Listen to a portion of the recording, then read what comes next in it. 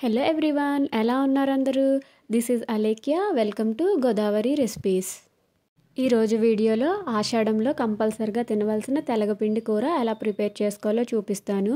ఈ కూర ఎంతమందికి తెలుసో నాకు కింద కామెంట్ చేయండి. ఈ కూర మా గోదావరి సైడే ఎక్కువ చేస్తూ ఉంటారు. ఇది ఆడవాళ్ళకి చాలా మంచిది. అలాగే డెలివరీ అయిన ఆడవాళ్ళకి పాలు బాగా పడతాయని, ఒళ్ళు ఆరుతుందని కంపల్సరిగా డెలివరీ తర్వాత ఈ కూరను అయితే పెడతారు. మీకు చూపిస్తున్నాను కదా, అదే తెలగపిండి. ఇది మనకి కిరాణా స్టోర్లో దొరుకుతుంది. అలాగే గానుగ దగ్గర కూడా దొరుకుతుంది. నువ్వుల నూనె ఆడిన తర్వాత పొట్టు వస్తుంది కదా, ఆ పొట్టే ఈ తెలగపిండి. ఈ కూరని మనం 10 నిమిషాల్లో వండేసుకోవచ్చు. దీనికోసం ముందుగా స్టవ్ ఆన్ చేసుకుని ప్యాన్ పెట్టుకుని ఆయిల్ వేసుకోవాలి.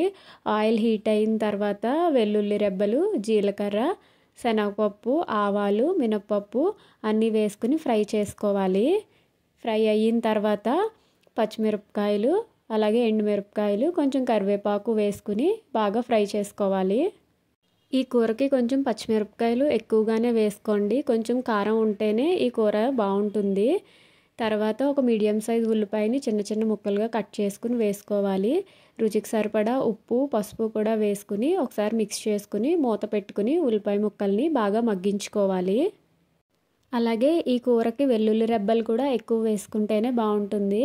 ఉల్లిపాయ ముక్కలు బాగా మగ్గిన తర్వాత ఒకసారి మిక్స్ చేసుకుని ఒక గ్లాస్ తెలగపిండి తీసుకుంటే దానికి ఒక గ్లాస్ వాటర్ వేసుకోవాలి.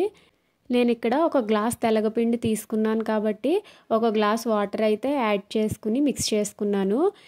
ఇప్పుడు మూత పెట్టుకుని ఆ వాటర్ని కొంచెం సేపు మరిగించుకోవాలి. వాటర్ మరిగిన తర్వాత తెలగపిండిని వేసుకుని బాగా మిక్స్ చేసుకోవాలి.